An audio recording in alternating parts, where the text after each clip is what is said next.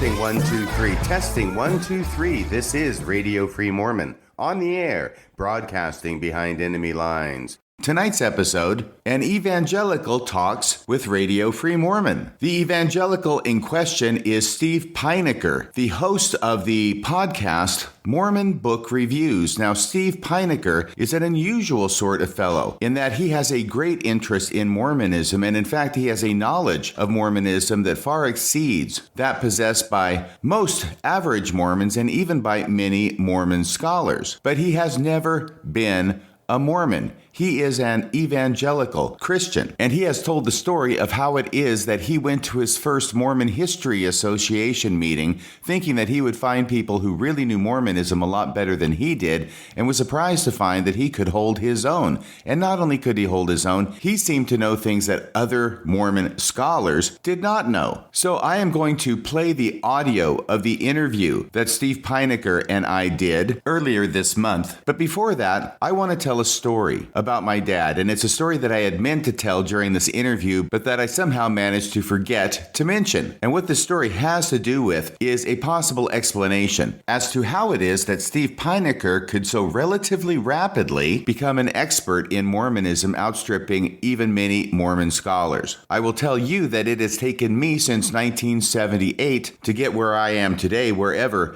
I am is, as far as being a Mormon scholar, but that is 44 years ago. So here's the story that may or may not explain why it is that a person such as Steve Pynnaker, who has never been a Mormon, can become an expert in Mormonism so much faster than a person who is a member of the LDS Church. Here goes. My dad graduated from the University of Colorado at Boulder back in 1941, or thereabouts, with a degree in mechanical engineering. At some point after graduation, my dad was applying for a job with Texaco, or one of the large gas and petroleum giant companies in the United States. When he got to the interview, he was ushered into a waiting room, and there he was sitting with the other fellows who were applying for the same job. And as he chatted with them, he found out that he was the only mechanical engineering applicant present. All the rest of the guys, and I apologize because this is at a time when all the rest of the applicants were guys, but all the rest of the guys had degrees in chemical engineering. In other words, they had degrees that were a perfect fit for an application to a petroleum company. My dad had a degree in mechanical engineering, which was anything but a perfect fit. So my dad figured he did not have this job at all. He was already ruled out before he even interviewed, but he decided he would hang around since he was already there, had made the trip, and go through the interview process. Well, long story short, my dad is the one who got the job, and he was astonished that with all of the chemical engineering graduates to choose from, the one and only mechanical engineering graduate was given the job. So he was on the job for a few days before he finally decided to ask his supervisor, hey, what gives? Why is it that you gave the job to the only mechanical engineering applicant? I mean, I'm grateful and everything, but I'm still curious. And his supervisor responded to him and said, well, it has been our experience that if we hire somebody who is not a chemical engineering graduate, it takes a lot less time to teach them how things are done in the real world of chemical engineering. Whereas when we hire a person with a chemical engineering degree, we first have to take all this time to unteach them the things that they learned in college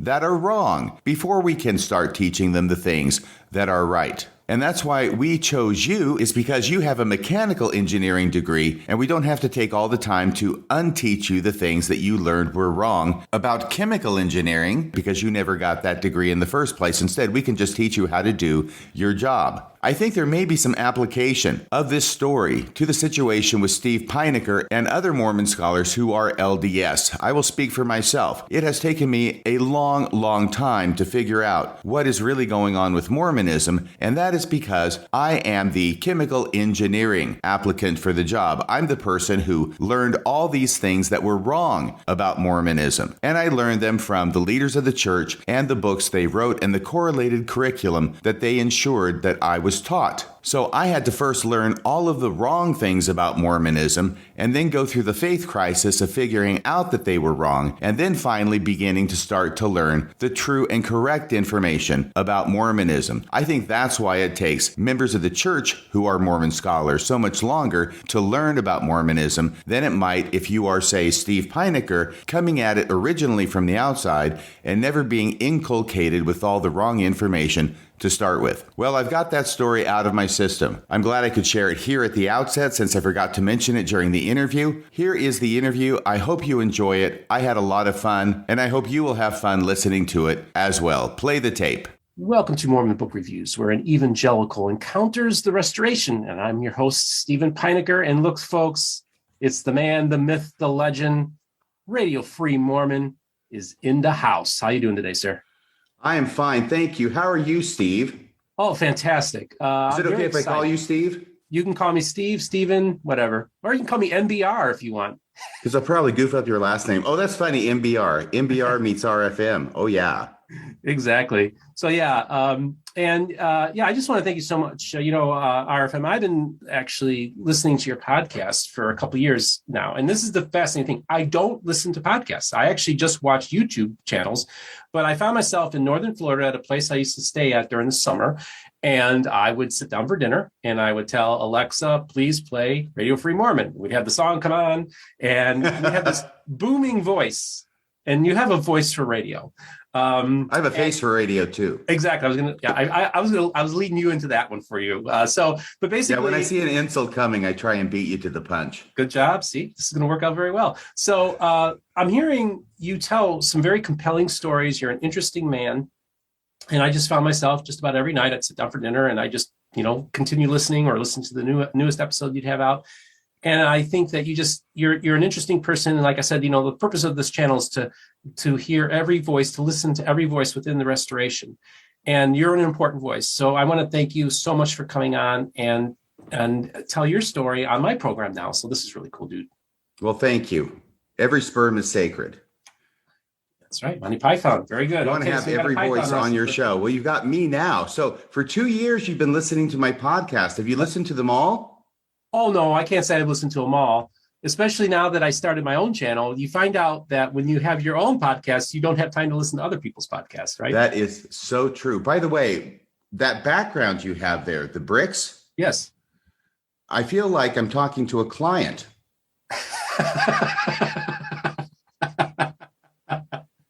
Oh, that's good. I love it. We're going to have fun today. Yes. So, you were a defense attorney for many years, correct? Yes, still am. And maybe just talk a little bit about, it's very fascinating to me because I find that lawyers, are often make pretty good apologists. And of course, you were a Mormon apologist for a long time. I mean, you've had a fascinating story just off camera where you're talking about your childhood and that incident that happened where you were molested. Again, your story is very compelling. And I just basically, RFM, I just want you to tell your story. First of all, I guess I want to start with this. Now, I'm a Christian and I'm an evangelical. Now, I was an atheist for a while, too. I just came back into faith a couple of years ago. So I kind of know what it's like to, be an atheist, be an agnostic, but also be a believer. Be a believer, lose it, and then find it again. I just wanted you to talk a little bit maybe about your faith journey and where you're at with your faith or lack thereof. My faith journey. Well, that's an interesting thing. I just spent part 2 of From TBM to RFM with John DeLynn last week. Mm-hmm. And it's for a total of 8 hours with part 1 to try and talk about that because it is kind of complicated. Sure. So I'd refer listeners to that. But if you're asking where I am now. Yeah, let's do that. I'm agnostic on the issue of God. Mm-hmm. And I do believe quite firmly that if there is a God, he, she, or it is unlike anything that we think him to be. I'll just stick with the him. Mm-hmm. Yeah, I'm with you on that. As a matter of fact, when I was on Mormon Stories, I made a similar observation that once you try to describe God, you're going to make him small. It's beyond our comprehension. Is our understanding of God. So even within Christian theology, within the Trinity, that's an inadequate description of God as well. So I think that there's something to that. Now, Are you, I guess I want to ask you now, you're agnostic.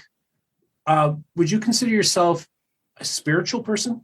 Yes, very much so. And so what do you derive from being spiritual but agnostic? What does that look like? What it looks like to me is that mainly through my uh, familiarity and reading of, in the past 15 years or so, literature in addition to the Bible or the scriptures, I have found a source of spirituality from great literature as it relates to the human experience. And it helps create a depth of feeling in me. And as I read it, I feel that I become more of a person, more fully rounded in places that I didn't know that I was missing before. Does that make any sense at all? Because I know that sounds a little bit untethered from anything factual, but that's the best way that I can describe it. No, I think that's interesting. I mean, of course, I went through this faith journey where I lost my faith. And then a couple of years ago, I had kind of an epiphany of sorts about 2 years ago, right when COVID started. And I had this, I used to be suffered from depression, high anxiety, and all that just melted away. And I didn't even realize it at the time until COVID hit and everybody else was freaking out. And I was having this peace that surpasseth all understanding. And that kind of put me back on track because I'm like, well, theologically, I should be the one panicking and the Christians should be the ones that are fine.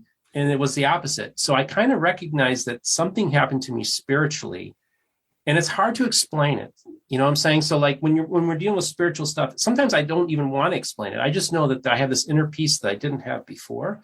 And in my context, I look at it and saying, well, that's God, that's Jesus. You know, for me, it's become that. And so I've had a real close walk with God as a result. So I'm just trying to figure out for you, you say you're a spiritual person and you're agnostic. Now, like when I was watching your conversation you had with Randy Bell yesterday on Mormon Stories, and you know he's like an agnostic theist, right?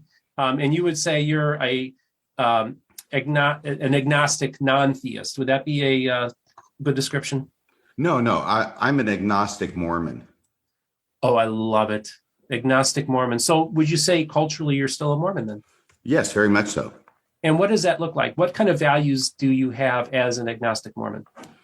Well, the funny thing is that I would not have predicted it, but as I untethered myself from what I would consider to be a man-made code of conduct, which was enforced through general authorities, and then compliance with which was required, with exactness, by the way, that's an important word in Mormonism, with exactness to follow this code. Because if you do that, then hopefully you'll get eternal rewards in the celestial kingdom. And if you don't, then you're going to go somewhere less and be without your family forever. So once the carrot and the stick of following the commandments was taken away, what I found was that I had a much deeper well of internal integrity and my own code, which is actually more stringent on myself than that code and more authentic to myself. Wow, that's interesting. And do you pray? No, I do not pray in terms of getting on my knees and praying, "Dear Heavenly Father," et cetera, et cetera. I prayed enough during my life, and I will tell you that it was always very ritualistic. And by that, I mean in a bad way. By that, I mean simply rehearsing lines and trying desperately, because, you know, we're supposed to avoid the vain repetitions, right? Yeah. In our prayers. Oh, I got to tell you the story. It's a great story about vain repetitions. But let me finish that point for a second. And so that's all it was. You know, it was a duty. You get down, you pray, maybe you listen, and you try not to say exactly the same words that you said the night before. But after a while, there's only so many variations you can do on a theme. And you go into these repetitions, and it was quite meaningless to me. All my prayers, I can't remember having a single significant spiritual experience while I was praying. Now, while I was pondering and thinking about things, then I did have significant experiences, but not while I was actively in the process of praying. So now the story. You ready for the story? Absolutely. Vain repetitions. This is Elder Nackos, Nackos. This is in Japan. This is in the spring of 1981, because that's when we were in the same apartment. We were not missionary companions. I was the district leader in Sakai, which is a suburb of Osaka. Anyway, by the way, district leader, what that means is there's 4 missionaries in the apartment, and I'm the senior leader of one of the missionary pairs, but I'm the one who has the responsibility of paying the bills for the apartment and phoning in at the end of every month the stats to the zone leaders. So that was the extent and the glory of being a district leader back when I was on my mission. Anyway, so every night we have a meal and missionaries prepare it, and they take turns preparing it. And obviously somebody has to say the blessing. So this night, Elder Nackos, and Elder Nackos, he's a fun guy. I really, really liked him. I wish we had been companions at some point, but we were not. But super nice guy. And he always had this thing that he always said. He would always say, please bless Elder X, whoever had prepared the meal, right? Please bless Elder X for his efforts in preparing the meal.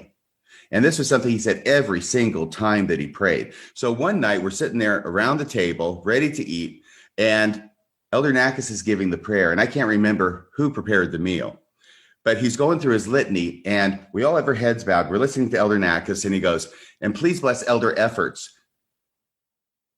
And then he stops. And we're all waiting, and we can sense that he's trying not to laugh. And then we're trying not to laugh. And then we all break up, and we're all laughing at the table because he goes, please bless Elder Efforts. In other words, this vain repetition, this repetition ended up biting him, and it was funny. So he couldn't finish the prayer, and we couldn't eat the food until the prayer was said and amen was said. Finally, I was the only one who could pull myself together enough to give a quick ending and an amen on that. So I remember that. That's my story about repetitions in prayer. That's a great story. I want to go back to something you had said. You had said that you didn't have spiritual experiences while praying, but you would have spiritual experiencing while pondering things. Describe that to me. Well, what it is when I think and I ponder things, frequently ideas will come. And that's just the way I am. And it's probably not that unusual. Usually ideas come when people are thinking about things, right? Mm-hmm. And so that's the way I am. I remember, and this is a story I haven't told. It's a very small story, but it's significant to me. When I was in a Sunday school class at the University of Texas at Austin, the student ward, and an individual is up there. He's giving the lesson from the manual. And the lesson from the manual is about Nephi. It's the Book of Mormon, obviously, and about his vision of the tree of life. And the teacher, by the way, by this point already, so this is the 1980s and probably the first half of the 1980s. By this point, I've already recognized this idea about myself that I don't seem to get answers while I'm praying, but I do get them at other times. So I can't say if the prayers have anything to do with it. I can't say they have nothing to do with it. All I know is it doesn't happen while I'm praying, it's while I'm pondering. So the story has to do with the scriptural account.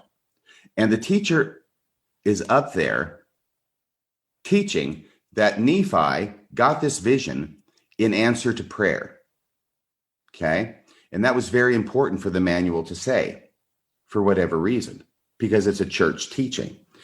Well, I was already familiar enough with this passage in the Book of Mormon to know that that's not what it says. It doesn't say Nephi was praying and he got the vision. It says Nephi was pondering and he got the vision. And I knew that because it spoke to me. So I was aware of that before I came to the class. So the teacher's up there from the manual saying Nephi prayed, got the vision. I raised my hand and I said, well, actually, if you look at it, he wasn't praying. He was pondering when he got the vision. And the answer was just a very curt, well, it's implied, and then moved on with the lesson. So that was something where a passage that spoke to me because it reflected my own experience of pondering and receiving, I'll say spiritual confirmations or information or just inspiration, whatever you want to call it. ended up being sort of trampled on in favor of the dominant theory or the correlated doctrine of the church. Wow. And that's very interesting, because I think so often within a religious context, I know what it's like to be in spiritually abusive situations where you're supposed to follow the party line and don't question authority. And I like the idea of pondering as a type of inner reflection, a type of meditation, but also, like, for instance, when I was on Mormon Stories, John DeLynn finally, towards the end of our final interview, we're having this kind of spiritual experience in the room while it's happening. Mm-hmm. And he and basically says, I have to admit that I did hear a voice tell me to start a podcast in 2005. And that's just fascinating to me, that sometimes there are things where, even though if we're just taking a naturalistic worldview, that sometimes there are things that happen that maybe aren't explainable. Did you ever have an instance like that just, it still makes you kind of think, like, what happened there? Oh, many. Give me an example. Well, I have an example. Okay. Here's the deal with me, is that I had a number of very significant spiritual experiences upon joining the church and in the years after joining the church. They were extremely profound to me. They are experiences that I am not able to rationalize to myself as something that I generated within myself. And so maybe some of them are, I don't know, but certainly not all of them. So I have to account for them in some other way to make sense of them, rather than just saying, oh, well, that was elevated emotion. Because whereas other people, I think, in the church may never have a spiritual experience or a witness of the Book of Mormon, and they may rely on others. I was blessed, which may end up being a curse, to have these strong spiritual experiences in my youth. And the only reason I say blessed and maybe a curse is because I sometimes wonder that those spiritual experiences that I had, which were so strong and foundational to me, may and probably did keep me a member of the LDS Church for much longer than I would otherwise have been without them. Do you still, since you have kind of mentally checked out of graduated? I've graduated from 6th grade, baby. Have you had similar spiritual experiences since then? I wouldn't say similar. I would say different. Okay. And so, no, I mean, I've heard voices too, and that sounds really weird, but it's only on one occasion. It was on my mission. It was very limited and very specific to direct me to a particular individual in a crowd to ask about if they wanted to hear a story about Joseph Smith. Okay. So that's one thing, but, okay, let me just go ahead and tell the story. I'm sorry. I keep your thinking in my head. So what have I told before and what's going to be repetitive? So let me stop doing that. All right. When it came to the Book of Mormon, I had this most amazing experience with the Book of Mormon when I was either 18 or 19. And I remember going to the bishop because my best friend, Bruce, who had baptized me, was getting his patriarchal blessing. And he's telling me what a patriarchal blessing is. That's amazing. Wow. Really? Patriarch lays his hands on your head, gives you a blessing outline of your life, all this stuff. I want one of those. Of course, I had only joined the church when I was 18. So I didn't get it earlier. I'm going to leave on my mission when I'm 19. So I've got to move fast. And I go to the bishop, Bishop Murphy, and I say, hey, Bishop, I'd like to get a patriarchal blessing. He says, okay, well, let me ask you a few questions. It must have been very early on because I was pretty ignorant at the time, which will be reflected in my answer to the bishop's first question, which was, can you just tell me the names of the 4 standard works? And I start off with Old Testament, New Testament, Book of Mormon, and then I start going in my head, oh, shoot, that's going to be 5. How can there be 5 standard works when there's 4 standard works? Because I'd already split up the Bible into Old and New Testament. That was the mistake I made, right? So what happens is I stop and I'm looking up like this, and the bishop figures, okay, this guy really doesn't know anything. So he says, have you read the Book of Mormon? I said, no, I haven't. He says, well, here's what I want you to do. I want you to read the Book of Mormon and then come back and we'll talk about your patriarchal blessing. Good move on his part to give me a reason to read the Book of Mormon. So what I do is I go home every night after work and I spend at least an hour reading the Book of Mormon every night. And I remembered what the missionary who taught me That was Elder Timothy Shanson, who taught me as a missionary and converted me. He said, when you read the Book of Mormon, what you should do is you should pray before you read to know whether this is God's word. In other words, Moroni's promise. But on top of that, he says, whenever you read, you should have this question in the back of your mind. Could any man have written this? So that's what I tried to do. Every night I would get home from work, I'd get ready for bed, I would kneel down by the side of my bed, I would pray to ask God, please let me know by the power of the Holy Ghost that this book is true, and keep that question in the back of my mind, could any man have written this book? So I start reading the Book of Mormon, and I read my way all the way through it in the process of, I don't know, a couple of months, but I was quite diligent about it, basically every evening for an hour. And I had the most amazing experience as I read the Book of Mormon. I've never had an experience like it before or since. So let me describe this experience to you. As I'm reading, if you stop and you think about it, we go through our life. There are 360 degrees here around us, or four sides, right? And really, all we see is one side. We've got peripheral vision out here, but really in focus, all we have is this area in the front. We can turn our heads, but then of course the box changes and now we can't see over here. What this was like was, as I'm reading, it's like the walls of my mind fell down and I could see to infinity in all directions at once. Closest I can describe it. Now, I didn't see anything out there, but it was this impression of being able to see to infinity in all directions at once. And the amazing thing is that didn't happen once or twice. That happened every single time I read from the Book of Mormon. And by the time I got to the end, I was struck with the impression that it's a pretty complicated book, and there's a lot of stories and a lot of characters and a lot of preaching. And I thought, I can't tell you very much about what happens in the Book of Mormon at this point. All I can say is that I know by the power of the Holy Ghost that every word in it is the word of God. Wow. And you feel in the spirit now, Steve?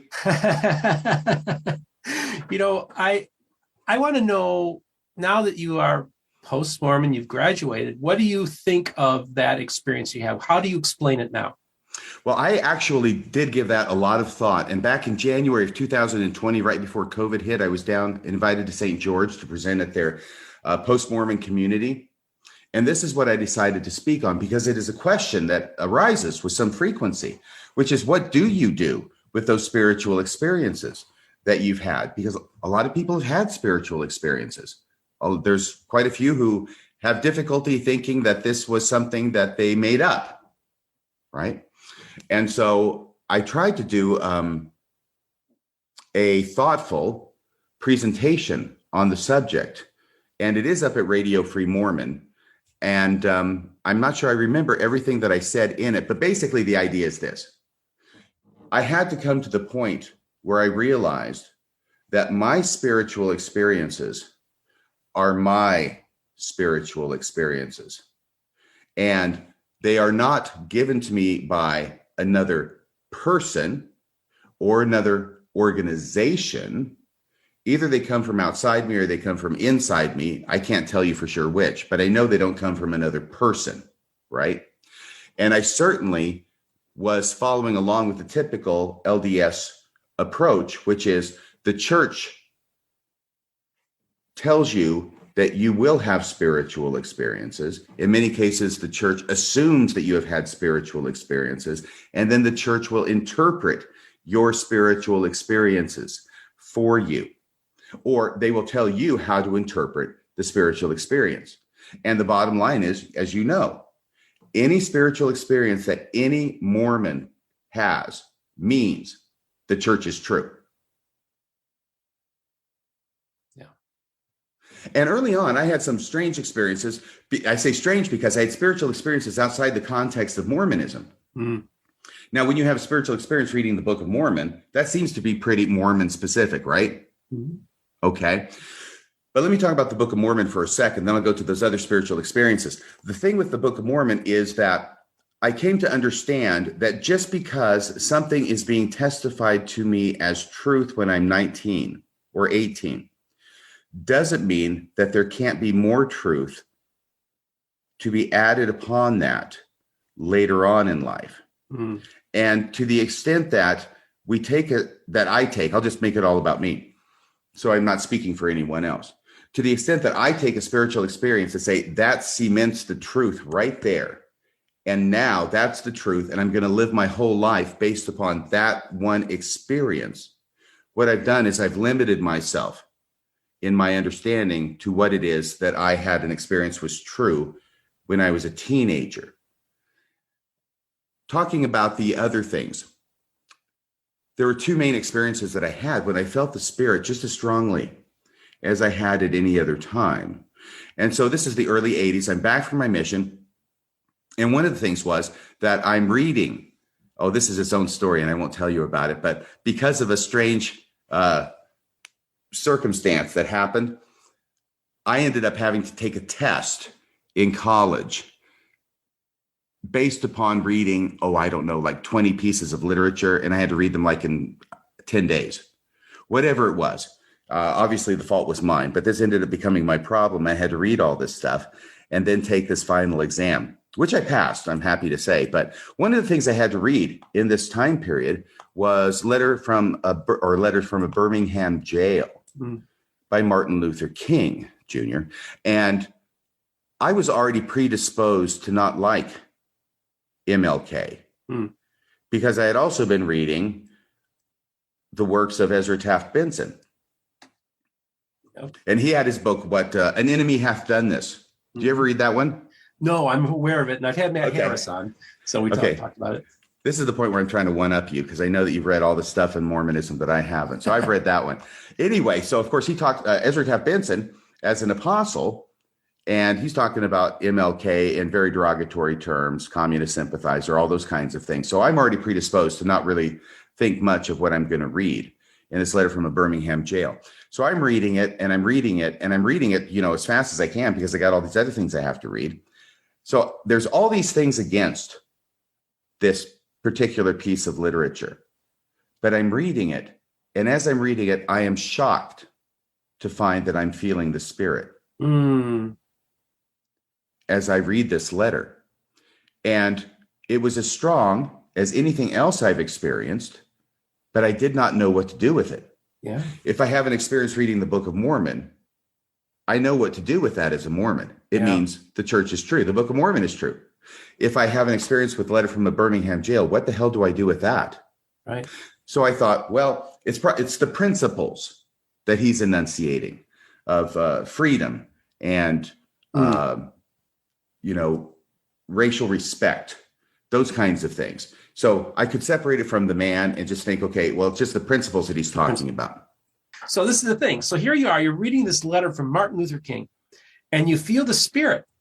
And you're trying, and of course, you're going through the lens of Ezra Taft Benson and his worldview about Martin Luther King. And yet you're reading this and you're experiencing something spiritual. And you said, of course, it was the principles that was within the letter that you thought you were trying to justify why you were feeling this way. Just continue with the story. I find it to be very fascinating. Well, that was so unexpected, which is why I took the time to talk about Ezra Taft Benson, right? Because if there's anybody that I'm expecting to write something that I'm going to have some sort of spiritual experience reading, it's not going to be Martin Luther King Jr. So I have to go to principles. But then there was another thing that was even more inexplicable to me as far as spiritual experiences go. And that has to do with modern dance. I don't know how much you know about modern dance, but I started before my mission for 3 years doing tap, jazz, and ballet, which were my three basic food groups. But then you get to college and I had to start doing modern dance. And I did not appreciate modern dance very much. I just didn't get it. It seemed kind of strange and sometimes silly to me. But one of the assignments we had for dance history or dance class, whatever it was, to go attend a performance of the South Carolina, I believe it was, modern dance company that was coming through Austin doing performances, right? So I had to go to that to write a review as an assignment. Well, this is a wasted evening for me because it's modern dance. And I go there and I watch this thing, and they're up there on the stage and they're doing their stuff, and it's interpretive and whatever. And I'm not really tracking what they're doing, if one can really track what's happening in modern dance. But all of a sudden, I'm sitting there in this auditorium and I start feeling the Spirit. And I really have no idea now, because it's not something where I can even say, well, I'm reading certain principles by somebody, and the principles are what are making me feel the Spirit, like with the letter from a Birmingham jail. There's no principles up there. They're just dancing. And I don't even like modern dance. So that really made it difficult. So then I tried to think, okay, well, maybe it's beauty that the Holy Ghost is testifying to me.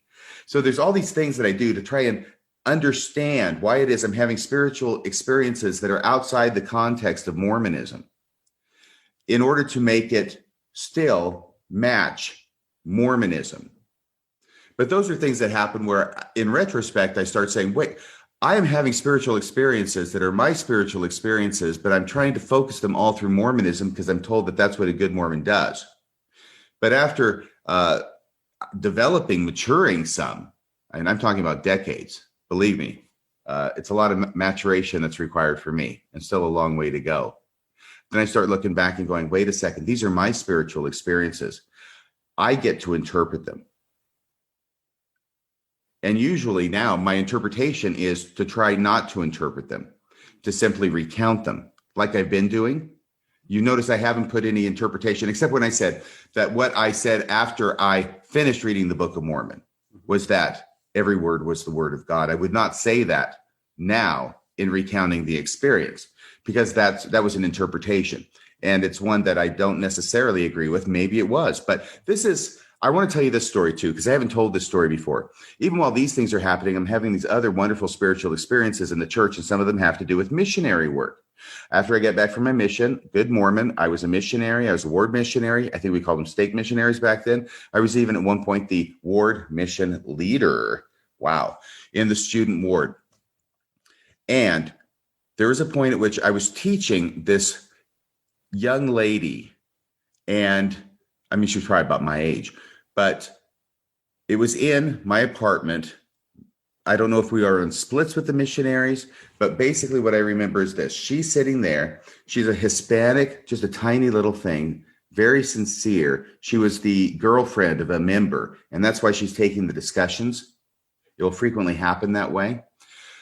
But I'm talking to her, and as I'm teaching her one of the lessons, the missionary lessons, all of a sudden, this incredible thing happens.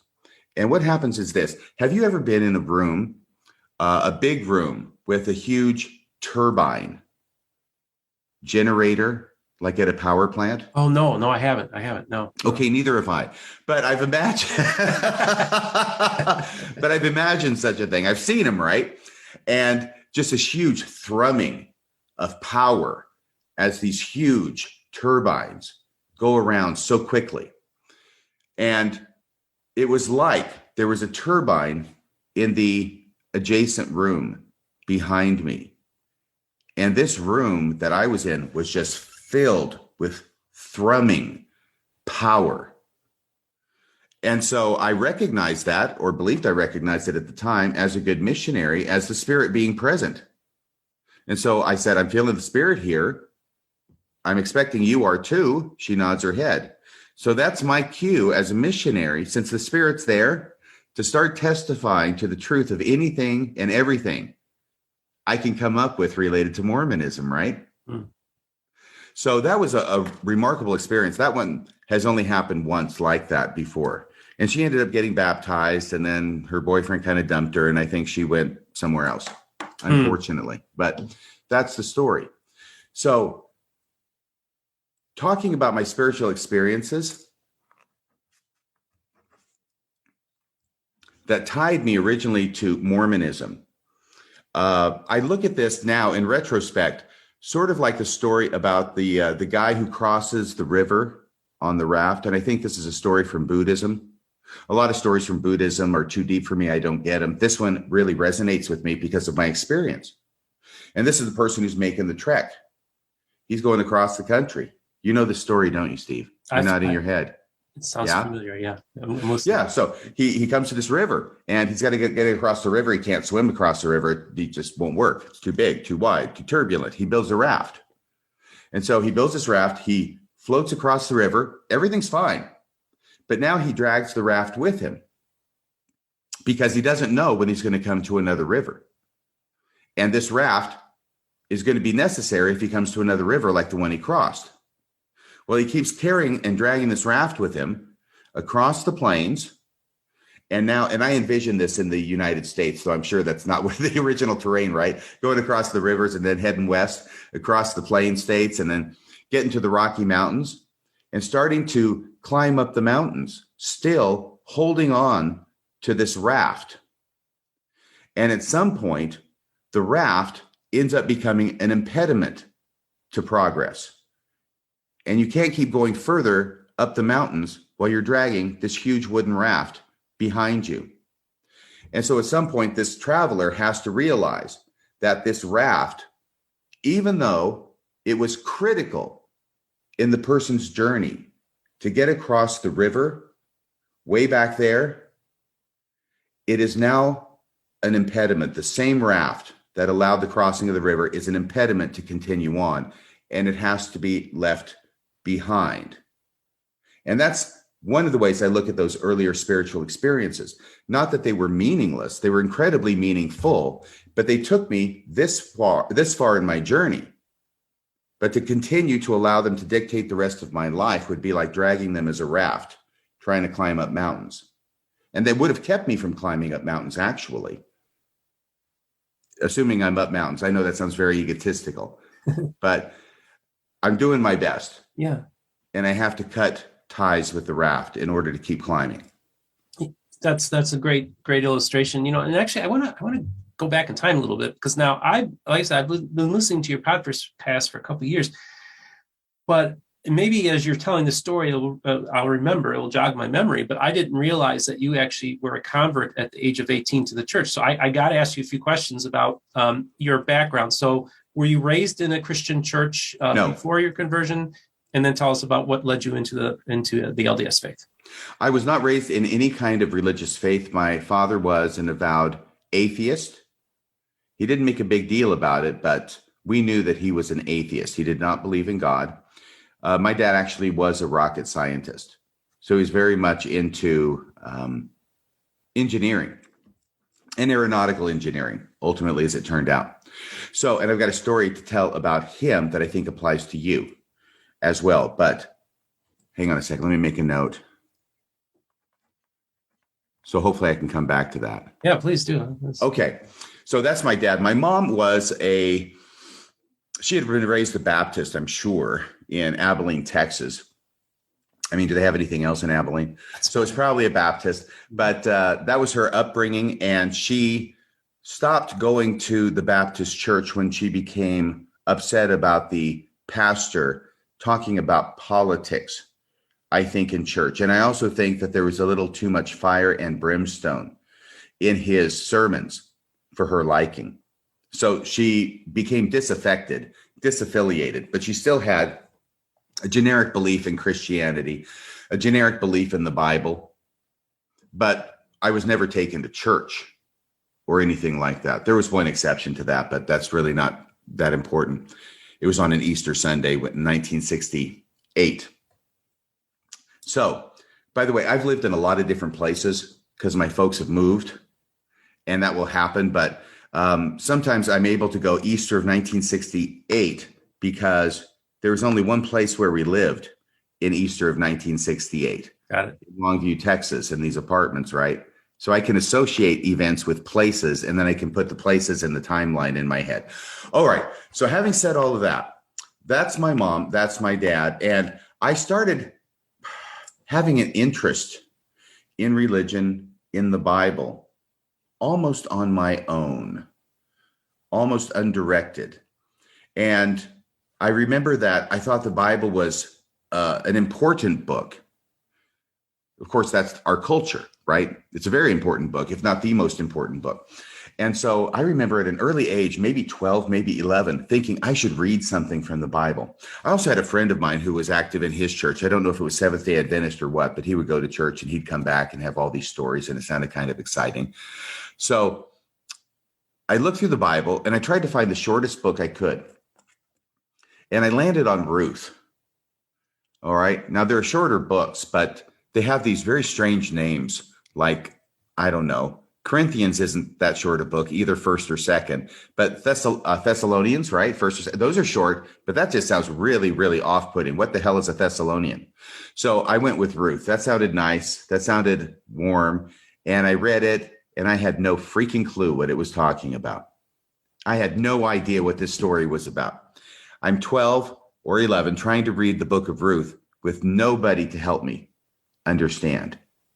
And so I quickly came to the conclusion that if the shortest book in the Bible, named Ruth, was going to be this confusing to me, I really had no hope in understanding anything else in the Bible. So I put it to the side, but I did memorize little bits and snippets of Bible verses, but not from the Bible, from Peanuts. And that's Peanuts with a TS. The cartoon, right, with Charlie Brown. And you remember that Schroeder would frequently, or not frequently, sometimes quote from the Bible in there. And of course, he also quoted the Bible at the end of Charlie Brown Christmas. Yeah. And I had taped that on my little tape recorder, with the cassette tape, and played it back and back and back. And I had memorized that little speech, which is, of course, an abbreviated form of the nativity from Luke, I believe. So, but he'd also say other things. Like there was one time when, I don't know, it's supposed to be funny in the comic strip, but he's talking about when you are invited to a feast, don't take the chief seats, but wait until they say, friend, go up higher, then thou shalt be honored in the presence of all who are set at the table, right? And I'm talking to my mom one day, and I don't know what we're talking about, but she's got this little 12-year-old boy who all of a sudden now, in the context of what we're talking about, spits out this quote from the Bible. And I'm sure I was doing it just to show off. But she looks at me like Mary must have looked at Jesus often and thought, no, she looked at me like, who is this kid? And said, we've got to get you to church. But she never did. So I'm not sure. You were talking about my upbringing, right? Yeah. Okay. So that's really it. There isn't that much. I mean, I dabbled with Jehovah's Witnesses. Okay. Or they dabbled with me. Yeah. Because they come by every now and again, and they have their book. The big book at the time, they have their different colored books, right? And they're small and they're hardback and they're chock full of doctrinal goodness.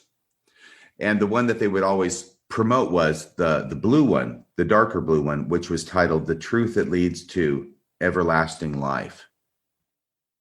That was their big one for investigators. And I got a hold of that. Once again, I was probably 12. It's a formative time for me.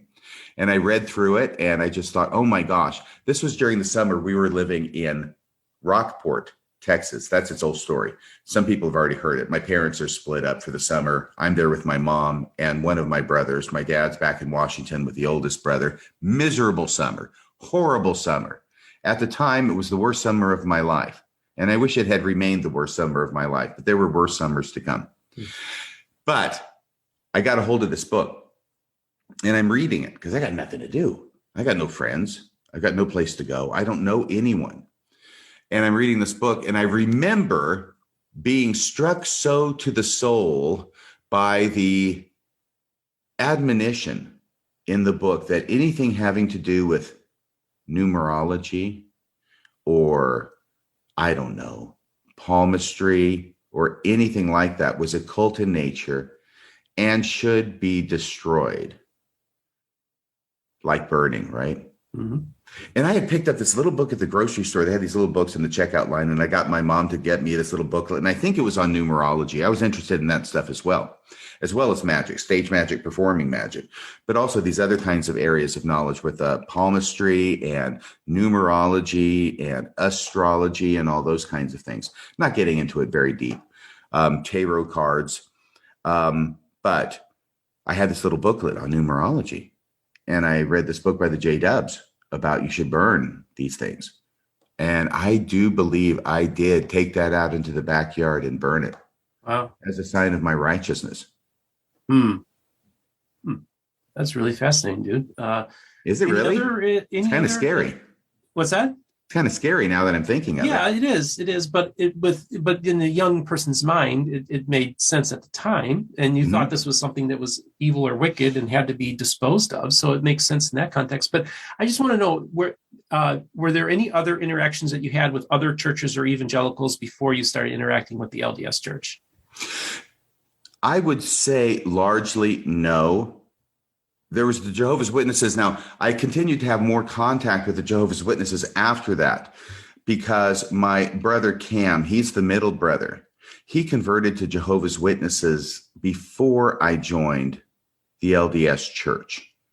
Not long before, but he did. And I remember he couldn't drive, but he had weekly sessions, study sessions with an elder in the church. I'm sorry, they don't like to be called a church, in the Jehovah's Witnesses organization, over at his house. And so every Saturday morning, because I could drive, it was my job to take him over there and wait for him to go in and have his hour-long teaching session to prepare to be baptized. By the way, as you know, Jehovah's Witnesses don't do the 6 lessons and you're done. They do like a year or a substantial amount of time and a substantial amount of teaching before they baptize somebody as a convert into the Jehovah's Witnesses. So this was a long-term thing. And usually I'd stay out by the car, but there's no cell phones. So there's not much to entertain myself with. So every now and again, I would go in with my brother Cam inside and listen to what this individual was saying. And so the main thing I remember that happened was, of course, Jehovah's Witnesses do not celebrate Christmas. And I had a question about that. And I asked why they don't celebrate Christmas. And this particular elder, I think it could have been handled better, but he ended up going off on a tirade associating Christmas with all the evils in the world. And this took quite some time for him to vent about why it is they don't celebrate Christmas. But ultimately, the impression I was left with was that he was saying that because of Santa Claus, his daughter could not walk down the street at night without the fear of being raped. Because ultimately, that's where his argument came around to. And after that, I decided I really didn't want to go in anymore and listen to anymore, because that seemed extreme to me, even when I was a teenager. Interesting. But other than that, really no association. Well, I just had a quick question. This would have been in the early 70s? Late 70s or mid. Okay, so because, of course, they were talking about the end of the world in 1975. So you would have post-dated that period of Jehovah's Witnesses then? I think so. Okay. Now, you had mentioned that there's a story that you wanted to tell about your dad. Do you think Jesus is coming back? I don't think that we are living in the end times, personally. I think that... when are they going to get here? It's been 2,000 years. Well, that's the thing. I think that it's probably a long ways off. I don't think... I was raised in a world where my parents had survival food back in the day, believed that the end of the world was coming. The best-selling book of the 1970s was The Late Great Planet Earth by Hal Lindsey. Hal Lindsey. Yeah. I read it. Okay. And so this world, it's fascinating because that, I just remember seeing the old survival food in our garage, Mm-hmm. And so I was raised with the expectation that we were living in the last days and that Jesus was going to be returning. I have since moved on from that. Now, I'm not like Sean McCraney, Sean McCraney says Jesus returned already in AD 70 with the destruction of the temple. That's called preterism.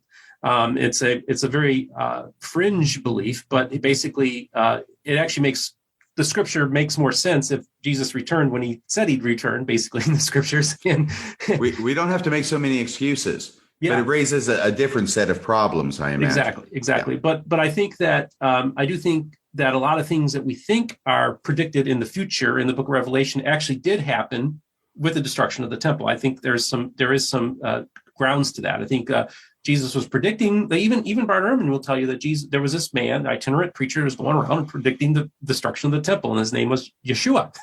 So I think that there's something to that. So I think a lot of the apocalyptic language that's used in the New Testament is actually pointing to the destruction of the temple, God's abode here on earth, which to me is an apocalypse. So within that context, I think that then we can look at the return of Christ as being a little bit different. I think that I would say I'm more post-millennial, that Christ comes at the very end, and that we as humans have to get our act together before he returns, in one sense. I guess that's where I currently stand. But does that make any sense to you? No, absolutely. The reason I started asking you that is because this is one of the things that happened in my thinking a number of years back about Jesus coming again. And I remember that there was a shift that happened in me over time, but I remember the shift to suddenly realizing for myself the idea that Jesus isn't coming back. I mean, it's been 2,000 years. I've lived with this idea. We all know it's been 2,000 years. If you start studying the subject, you start finding out that every generation of Christians since Jesus Christ died has thought that they were the generation in which Jesus would return, even from the very first generation, right? And so why should we think that after 2,000 years that Jesus is going to come back anytime at all? And that was quite a shift in my thinking. And I started realizing for myself, or believing, no, Jesus isn't going to come back. And I start making a joke out of it, saying, for Jesus, we need to get him a watch or something, because obviously his is broken. Mm. I mean, what is he waiting for? Yeah. That's the question. And then we start, I think, as human beings, we start trying to make excuses. And I don't mean to be offensive when I say that, but coming up with reasons for why it is that Jesus hasn't come back yet. And usually it's always our fault, because we're trained within, I think, a Christian paradigm, probably larger than a Christian paradigm, certainly within a Mormon paradigm, that if there's ever anything that's awry or appears to be awry with the church or theology, it's always our fault. Okay. I want to say one thing, because I kind of had a similar thing that you did. So now I believe the Lord has prompted me or told me things in the past, and I believe actually he's been part of this whole endeavor that I've had with the channel as well. And that is in the 90s, the Lord showed me, or I had an epiphany, or whatever you want to call it. And I remember told a few people this. Now, you remember, this is the 90s. This is pre-millennial, right? Before the millennium, there was a lot of people thought we were living in the end times. I mean, we had the Antichrist in office. That was Bill Clinton, right? And that witch, Hillary. That's the kind of things we were talking about back then, And so there was this expectation we were living in the end of days in the 90s. Of course, Hal Lindsey's book basically said that Jesus would be coming in 1988. So everything was all in the air. But I just remember having this moment where I said, you know what? Jesus isn't coming back anytime soon. And I said, in the period of 2020 to 2030, it's going to be, that's the last gasp of dispensationalism, which is a type of 19th century idea about the end of the world. Because it's like a generation after 2000. Yeah, once 40 years is a biblical generation. So Israel becomes a nation in 1948. Jesus has to come by 1948. Well, then they said, well, Jerusalem fell in 1967. Oh, you said by 48. Did you mean 88? By 88, yeah. 40 years after. And then they upped it to say, well, actually, Jerusalem got into Jewish hands in 1967, so they were able to bump it up to 2007, right? Well, I just had this epiphany where the period of 2020 to 2030 is going to be the period of what I call the second great disappointment. Because by now we should have been in the second or third decade of the millennium within many of the calendars of what people were being taught. So I just had this moment of, okay, now Christianity after the year 2030 is going to have to do this. Evangelical American Christianity is going to have to do a reassessment about its view of the end of days because they shouldn't be here. And I think that's part of the issue that we're having with COVID was all these Christians didn't know how to handle it, because American Christians in particular, because they were told, well, when calamities happen and when there's an apocalypse or whatever is happening, you're going to be raptured away. And they weren't raptured away. And they didn't. And that's why I think a lot of the craziness has entered into evangelicalism, because they don't know how to process what's happening, because the tools that were necessary to cope with tragedy, was taken away from them because they were told they were going to fly away. I'm sorry, that's long-winded, but that's kind of my perspective on it. Okay. So what you're saying is that you think that once it becomes really, really obvious to even the most devout fundamentalist Christian or evangelical Christian, although I don't know, I think that there will still be people who will continue to believe, certainly, but that the lion's share of them are going to realize that Jesus isn't coming, that this 48 or 67 plus 40 or this year 2000, that it's just not happening. So it's going to be a second great disappointment, and we're going to have to recalibrate. Yeah. I think that you're going to have people who are going to still think that we're in the end of days for as long as Christianity exists, they'll think they're living in the last days. I just think that there's going to be a reset or recalibration of how one deals with the end times and prophecy. And I think you're going to see people moving in different directions of how they theologically deal with it. I think that's what's going to happen in the next 10 to 20 years, where you're going to see a major shift in that mindset. That's just kind of, and again, I knew, look, 99% of the people who were prophets in the 90s were saying we're living in the last days. I uttered a prophecy saying that we would be here in the year 2020. I'm more accurate than 99% of all the prophets that were around in the 90s in that sense. I'm not claiming to be a prophet, but I'm saying that I actually made a prophecy that was more accurate than what anybody else was saying as well. Well, I will tell you what, anytime somebody says Jesus is coming back within a certain amount of time, and you say, I disagree, you're going to be right. Exactly. Yep.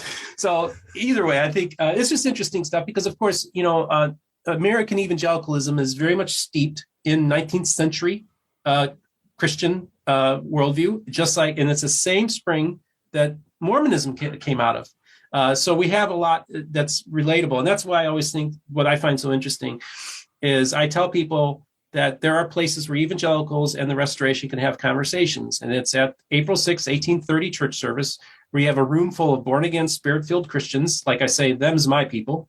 And then within the pages of the Book of Mormon, which is a very Protestant book. It's a very evangelical book. And these are areas where we could have common dialogue. Now, I know as an outsider, of course, you're agnostic and you're not really, and I'm a believer, a very nuanced one, but still a believer. I just think it's important that the two people that have been going at it, the Christians and the evangelicals and the Mormons, have been going like this for 200 years. And I'm trying to take another approach, which is civility, finding common ground, and having adult conversations. What do you think of that approach? I think it's a great approach, and I want to get back to your approach, but I want to mention that's so interesting about these last days, that Mormonism is steeped in that idea. That is essential to its identity. I read somewhere where religious groups will frequently put their single most important doctrine or idea in their name. Jehovah's Witnesses, right? That is huge. We are witnesses of Jehovah in the name of Jehovah. Seventh-day Adventists, what's the most important? Worshiping the Sabbath on the seventh day on Saturday instead of Sunday. And the Mormons are the Church of Jesus Christ of Latter-day Saints. Thank you, President Nelson. We'll use the full name. It's in the name. Latter-day Saints. We are in the last days. And we have been in the last days for going on 200 years now. And so I think probably what's happening with Mormonism is very similar to what happened with Christianity over time when Jesus didn't come when he was expected. And that things keep getting pushed out. The expectation keeps getting pushed out. And there's the thing about 1st and 2nd Thessalonians. I'm sure you've done some Bible studies, but 1st Thessalonians is believed by most scholars to have actually been written by Paul. And 2nd Thessalonians is not written by Paul. It's written by someone pretending to be Paul. It's a pseudo-Pauline letter. And one of the reasons they think that is because 1 Corinthians clearly the author there is believing that Jesus is going to come again in the author's lifetime. And then Second Thessalonians comes along and says, well, hang on a second. It's not going to be that fast. It's actually, there's going to have to be this great apostasy that happens first, and the man of sin be revealed, right, sitting in the temple. And then we'll have the restoration. So it's funny because Mormons know that scripture in Second Thessalonians because it's a great apostasy scripture. But the way scholars look at it is, this is written later. It's showing a development in Christianity to respond to the fact that Jesus did not come again within the generation of the author of the first epistle. And so this is a disappointment, right? So we have to figure out ways to explain why it is that Jesus hasn't come back. And I think we see the same thing in Mormonism. And now we're about 180 years later, and I remember it caused a little bit of a stir in the church when I think it was Boyd K. Packer was giving a general conference talk. And he was talking about how members of the church really don't need to be too worried about things that are going on in the world. It's bad. There's horrible things happening, but we have safety here, and that we'll be raising our children and our grandchildren. And people were looking at each other and saying, you mean Jesus isn't coming back before we have children and grandchildren? These are young people, obviously, right? And it's like, I think it was unconscious on his part. He wasn't addressing the second coming, but what he did was he effectively said, Jesus isn't coming back for at least a couple more generations. Interesting. Yeah. Yeah, continue. On the other hand, President Nelson is beating that second coming drum like nobody's business. And if you paid attention to what he says, he is just saying, oh, Jesus is going to be coming back any day now. And he had his wife. I should say he had his wife. What I should say is his wife, Wendy, spoke back in 2016 in January at their address at Hawaii from BYU Hawaii, the young adult devotional that was broadcast. So she spoke first and then he spoke. And he was Elder Nelson at the time. He wasn't the president of the church yet. But what he said got all the attention because that's where he called the 2015 November leaked policy a revelation. So he got all the attention there. But what his wife Wendy said before that, I thought deserved its own attention. I've given it some attention before. Here's what she says at the end of her talk. What she says is, imagine, he says, no, she didn't say imagine. She says, what would you do if you knew that the Savior, as part of his second coming, has already met with large groups of his most devoted followers to give them instructions, meetings about which CNN and the media and the internet know nothing about? What would you be willing to change? What would you be desperate to change if you knew those things? And she was doing it in such a way that it was very obvious to me what she was doing. What she's trying to do is she's trying to signal in code that this is all happening. And who would be better to know but the wife of Elder Nelson? So she's portraying this insider knowledge, but still couching it in such a way with the if language that if she ever got called on it, that she could say, oh, well, I was just saying if. But she was saying a lot more than if. You can say if, but when you start giving all those details as if you're relating something that really happened, then you're going beyond just a hypothetical. And my take on what she said was she's signaling that this really is happening and she knows about it. And that second coming is so close. It's already in the works. And Jesus has been showing up here in meetings with obviously the apostles. Who else would Jesus show up to, right? So this is the Jesus is coming again drum that is being beat even now in the LDS church. Like I've never heard it before, maybe. In some sense, I think Elder Nelson thinks he is the second coming. Well, I'll just let that one hang out there. I was like, I don't know how to respond to that one. So I wanted to ask you some questions, and I'm actually I want to kind of move along to your podcast, a little bit about the history of that. But was there anything you wanted to cover before we moved on move to a different conversation? No, I will say this one thing. I always say no, and then I add something, right? So it had been said a long time ago by some scholars of Mormonism that if you look at Mormonism and its development, what you can see happening in real time, or at least closer to 2,000 years ago with Christianity, you can get an idea as to what was going on with Christianity at its earlier stages. And I thought that was brilliant. I thought it was insightful. I don't know it's completely true, but I think there's some truth to it. And so I would look at that and think, yeah, that's true. This development, this stuff going on. But unfortunately, over time, as I learned more about Mormonism and more about Christianity, I started seeing that as not necessarily a faith promoting thing. That what was happening with Mormonism, not faith promoting, looking at Christianity, perhaps seeing similarities, and finding those not necessarily faith promoting either. Absolutely. I think that the Mormonism is a challenge to conventional Christianity, and how Christians have to be more humble in their approach when they're dealing with other groups. Because when I look at a lot of the parallels between the early days of the Latter-day Saints and many of the apologetic arguments that Christians can make about the resurrection, Mormons can make about the coming forth of the Book of Mormon. If anything, there's more evidence that the plates were tangible and real in one sense, because we actually have written statements from people, than the tangibility of the resurrection of Jesus Christ. So I think that that's something that Christians have to take into account. And I do think that Christians need to do that. And I think then they'll be more humble in their approach and maybe a little more gracious towards Latter-day Saints in their dealings with them. So do you think the Book of Mormon is inspired? I think that there's inspiring things in the Book of Mormon. And partly I say that is, for instance, my friend Jonathan Neville wrote the book Infinite Goodness, Joseph Smith, Jonathan Edwards, and the Book of Mormon. And it talks about the outsized influence that Jonathan Edwards had on the production of the Book of Mormon.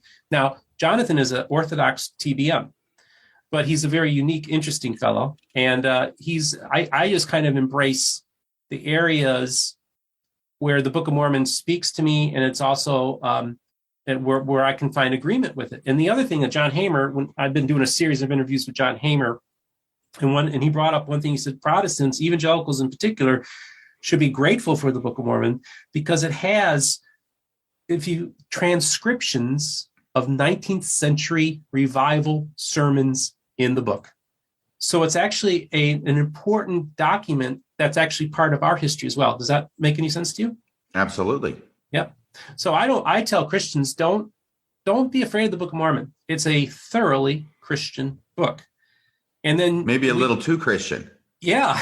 Yeah. Because Christian churches before Jesus even arrives in the scene. Right. So, but I just say, just put the Book of Mormon and just look, if you engage the text of the Book of Mormon, I think many Christians, if they read it, would be saying amen. So why in the world? And I can tell people the Book of Mormon confesses that Jesus Christ is Lord. Well, okay. Let's just use the Book of Mormon as a bridge that we can have conversations with. That's my approach to the Book of Mormon. So if Joseph Smith was on the right track with the Book of Mormon, then what happened to him? Because I'm guessing you don't think that he stayed on the right track up through June 27th of 1844. So, it's really fascinating to me because I'm very, very good friends with the Church of Jesus Christ, and they are based in Monaga Hill, Pennsylvania. And they are, and I call it an April 6th, 1830 church. And when I go in that church and I worship with them and fellowship with them, I am engaging, definitely, no doubt about it, Christians. I brought Christians to some of their services. They felt the same way. I got a guy from Arizona who contacted me, who attended a service, a Christian, and was blown away by it. So I feel like the church, the April 6, 1830, it was a Christian church. Okay. Now I look at, and I've given this observation before, and I think I talked about it in Mormon Stories, is that if you look at the history of the church in the Restoration, and everything like that, so it's almost like in miniature the history of Christianity. Like I tell people, I said, if I read Christian history, I can get into the first, maybe the second century maybe the third, fourth centuries, and find it recognizable. But as I get further and further away, the church becomes unrecognizable to me. Mm-hmm. And that would be the Catholic Church, what would become the Catholic Church. And it's like, it doesn't seem so foreign to me based on what the first century church is. So I almost feel like in miniature, you have a similar thing happening from the period 1830 to 1844, that the church that existed in 1844 is unrecognizable to the one that was existed in 1830. Make sense to you? Yeah, but that's a remarkably compressed period of time. 14 years people, versus centuries. Yeah, you could. Yeah, it is remarkable. But it's all compressed, real tight compression there, and it's really fascinating to me. I just think that when I look at it, there's parallels in I tell people, I said, when I look at my charismatic tradition, and I mean, I got job offers from televangelists, so I mean, I know how the sausage is made. Okay, so you have Jim Bakker built a city. All right. Oral Roberts saw a 200-foot Jesus. All right. That's a big Jesus. That is a big Jesus. Kenneth Copeland tells us that you can become a god. Did he say that? Yes. I actually know all these people, not personally. And then Benny Hinn said that there are multiple members of the Trinity, almost a plurality of gods. So I look at my tradition and I can find parallels to a lot of what Joseph Smith did. But not only that, then I tell people, and then we have baptism of the dead, which the Apostle Paul gave us, right? So, so we have all these things where I can find parallels within my movement of Joseph Smith. But I also see in many of the cases, these many times start humble and they build these empires and then they fall. And so I just, to me, it's like the story of Joseph Smith to me is very relatable. Mm-hmm. So no offense to you who love Joseph Smith and he's your prophet. I honor you and I love you. I just want you to understand that's as an outsider how I see it. Right. So as I'm understanding, to put the fine point on it, which I don't think you did out of courtesy, that you feel that Joseph Smith in, 14 years, let's just say 14 years, it might have started a little bit earlier, definitely ended in 1844, but that he went through a very compressed time period where he started out in an acceptable way to you as far as the teachings in the Book of Mormon, and then rapidly became full of himself and then fell. So I think in 1820, Joseph Smith had a born-again experience. So I believe Joseph Smith is a born-again Christian. Okay, so we'll make it 24 years instead of 14. Yeah. So I think that's what we're looking at. And I can tell you that Joseph Smith's a human being just like all of us. RFM, how do you think you would handle the power, the prestige, and all that Joseph was able to accumulate in a relatively short period of time? Dirt poor farm boy becomes the leader of an army and a city builder. What would that do to you? Well, I'm by nature very humble. So I don't know. I do know that I tend to eschew those kinds of trappings. Okay, good. All right. So that's just my personality. Obviously, different people are different. And maybe if I were in that exact same position, I would react differently. I think sometimes we think that we would react one way in a given situation, and then that situation happens and we find ourselves acting a different way. But no, I'm kind of retiring and shy. And I'm actually smiling as I say that because I know that conflicts with what a lot of other people would think about me. Mm-hmm. But I am kind of shy and have to force myself out of my shyness. So I don't know that I would react the same way, but I can certainly understand why it would affect somebody like Joseph Smith that way. Okay. Yeah. Yeah. And I tell people, I see a lot of parallels between me and Joseph. So I find him to be relatable. Mm-hmm.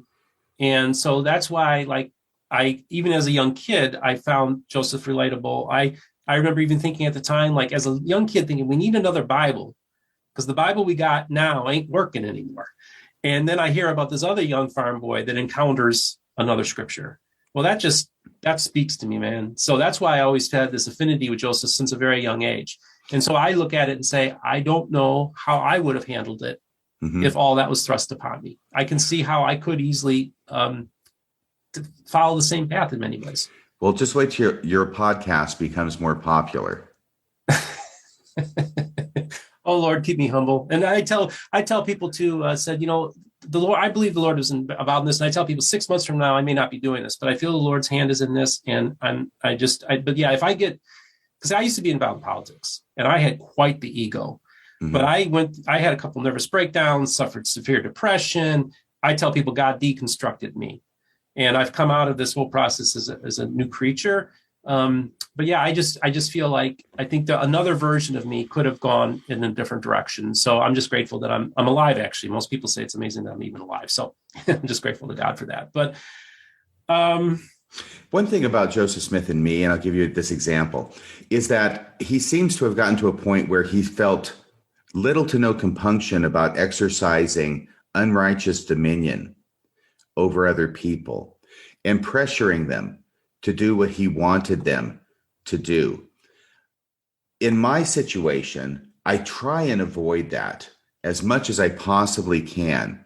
And here's the example. I'm back from my mission. I'm in my 20s. I'm teaching at a dance studio. So this is probably 1984 or so, teaching a jazz class to adults. And there is one gal in this dance class whose name is Lori.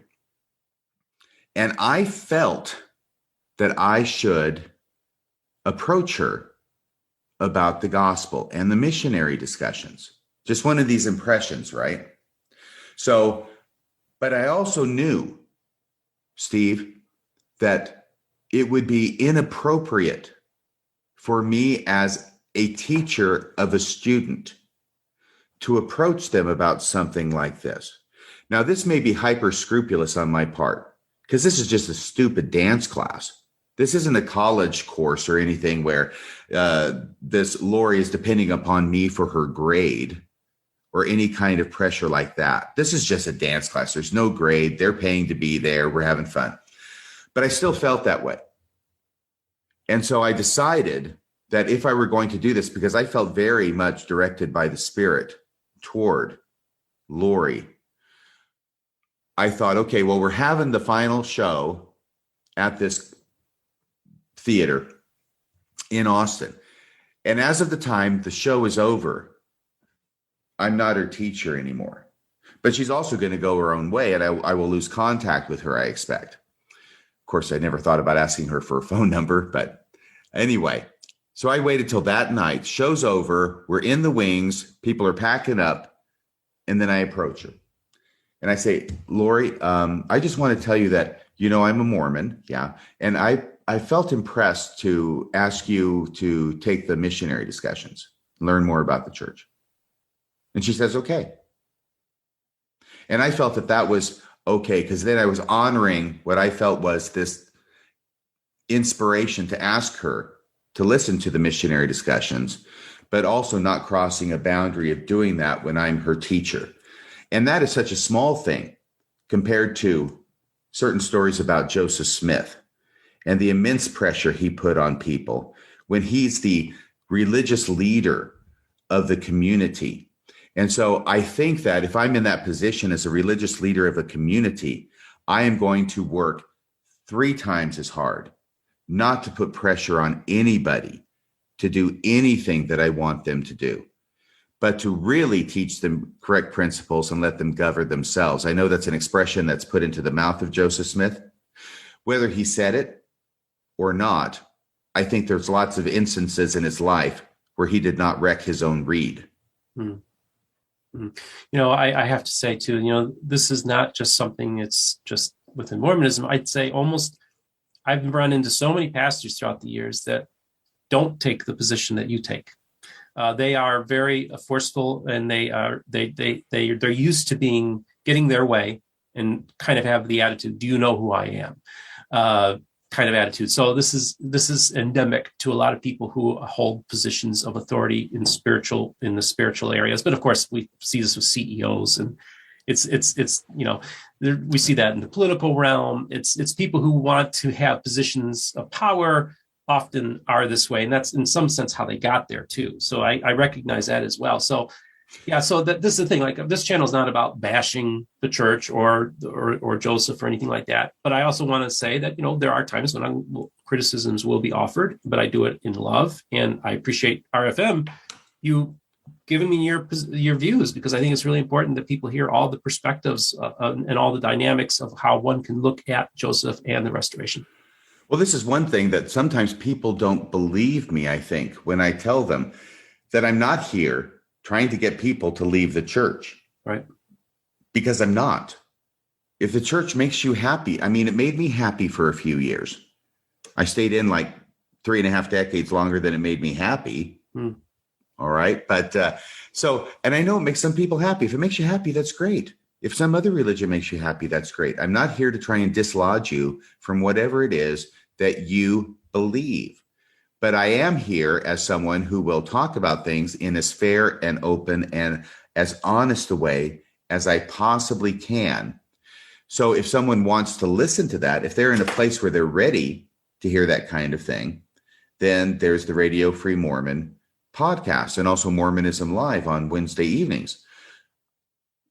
But just tying that together with my story about Lori and about the idea of me not trying to get people to leave the LDS church, I would never presume that it would strike me as a presumption of monumental proportions for me to try and tell somebody how they should live their life or what it is that they should believe. No, that's not for me to do. Not in my book. Well, I want to be respectful of your time. I want to, so if you have to go or just let me know, but I want you to maybe tell the audience a little bit about what got you into the idea of doing a podcast. Just kind of talk about the origin of Radio Free Mormon. I will do that. I've done that recently, but I'll be happy to give a thumbnail here. Just give us cliff notes, Stephen. Yeah. Mm-hmm. I ended up finding my voice when I was writing a blog at Rational Faiths. I had spent decades in the church studying and learning and finding out that really the church only wanted me to teach from the manual and not to teach anything beyond the manual. I can't tell you how many times I've been taken aside after a lesson by someone in authority to talk to me and say, hey, you really need to stick to the manual because we're getting complaints, right? So that happens all the time. So I have a voice that keeps getting squelched. I think I was able to exercise my voice much more during the 4 years that I was teaching gospel doctrine class from 2006 to 2010. And I never used my voice in that role as trying to hurt anybody's faith. I was trying to hopefully expand their knowledge and information base, teach them how to read scriptures for meaning as opposed to reading them for the correlated answers, and also maybe putting certain things in historical context in order to add that kind of insight that comes to scriptures from historical context. So that's what I was trying to do. And I think I did it okay, but ultimately that was done. I got blacklisted in a star chamber. Okay, let me tell you the story about how I got blacklisted in a star chamber. You got a few minutes? Oh, absolutely. Yep. Okay, so here's the thing. So I'm done at 2010. I'm released from the calling. I'm thinking, wow, that's 4 years. That's all the way through the cycle of all 4 standard works. That's more than most teachers get. And I was thinking, before I go back into starting the cycle over, I get released at about that time. And I thought, well, I've said pretty much everything I have to say. So I'm fine with being released. But then this strange thing starts happening, which is, first off, that my family is attending a ward that's outside of our ward boundaries. And that was because of social conflicts that my second wife had with another family that was in our ward. And so this had to be put up through the state president, had to go up to the first presidency. Can you imagine? Wow. Isn't that crazy? Yes. First presidency has to sign off on something saying, okay, it's okay for these people who are like 100 yards from the boundary line of the ward to go to this ward because they're having, real trouble with this other family. So that's fine. We're in this other ward. We don't meet with his other family. This is where I'm teaching. Okay. So at the end of 2010, I had also been serving, in addition to doing the gospel doctrine class, I'd also been serving as the secretary of the high priest group, which is like a nothing calling as far as time commitment goes. There's a meeting a week. I do the minutes. I put an agenda together, email it out to the different members. I pride myself that I was actually a pretty darn good secretary for what secretaries do. But 2010 is over. And now there's a special meeting. I'm fine with being released, but now the bishop has to come up with the story about why it was I was released. And the story is that because I am attending a ward that I don't live in, that I can have only one calling. Okay. Yeah, I like what you did with your eyes. That's what I was thinking too when I heard it. I thought, I never heard that before. I don't know why that would make any sense, but that was the story. And that the bishop had met with the high priest group leader, and they had decided that between the two callings, since I have to drop one, I've already been attending this ward for years now before they realized this rule was effective, that it was more important for me and for the ward for me to be the high priest group secretary than it was for me to be the Sunday school teacher. And like I said, being released is fine after 4 years, but now I'm starting to hear these weird stories to justify it. And I thought, okay, well, I'm not sure I'm buying that, but that's okay. I'll just go ahead and be the secretary for the high priest group. Now, 2010, it gets better. You ready? Mm-hmm. I have a good friend whose name is Daryl Adair. And it's okay for me to use his name. And if it's not, then he can write me an angry letter. But I'm pretty sure it's okay. He's somewhat older than I am, but we had a relationship that was good. He was also somewhat nuanced as a member of the church like I am. I think he was a good teacher. I like to think that I was. But he became the next gospel doctrine teacher. So Daryl Adair is up there. I'm fine attending and listening to what he has to say about the scriptures. It's of some interest. I'm learning some things. I like his perspectives. And there are times when Daryl is out of town on business. And the first time he was out of town was just like within the month after he got called.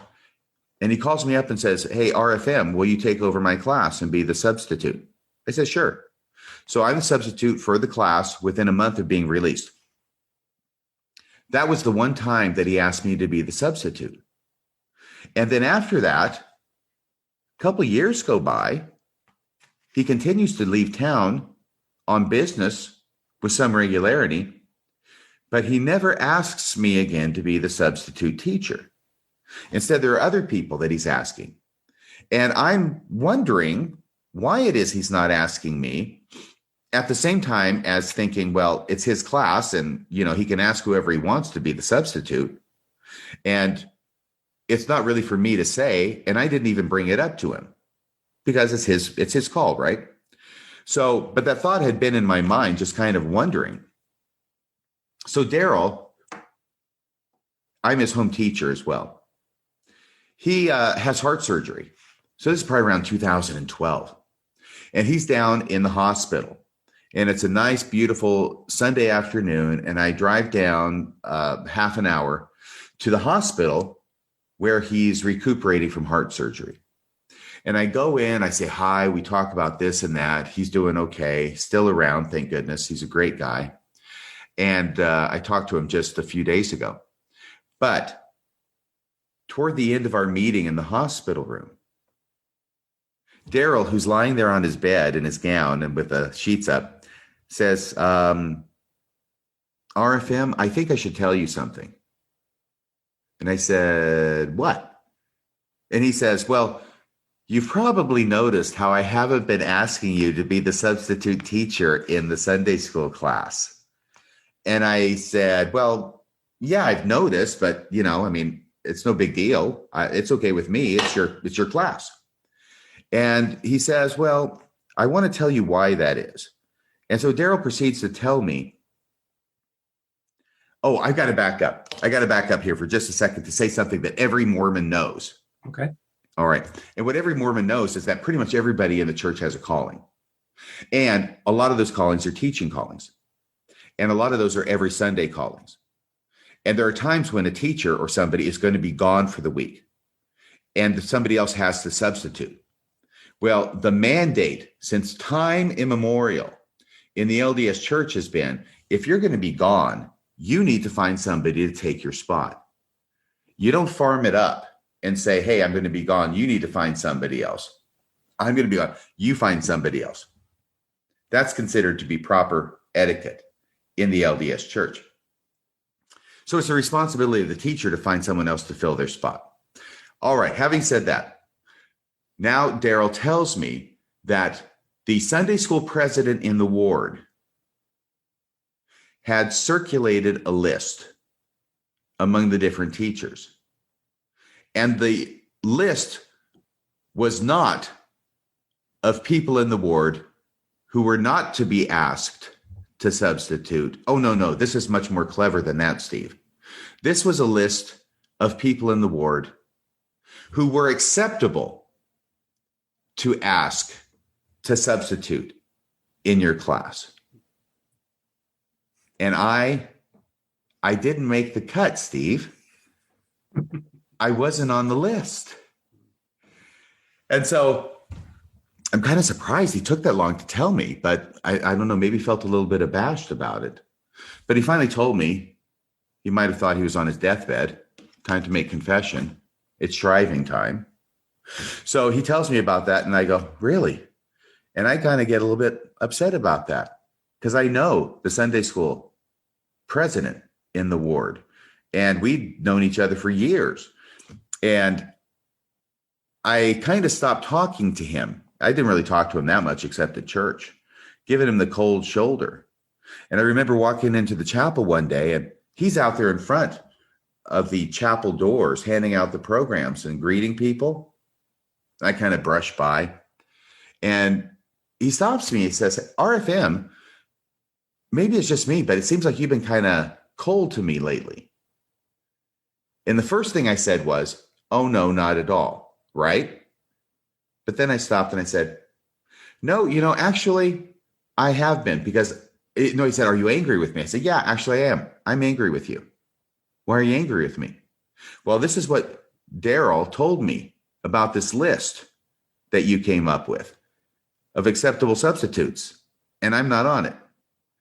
And he goes, well, no, that wasn't me. I didn't come up with that list. That was the bishop.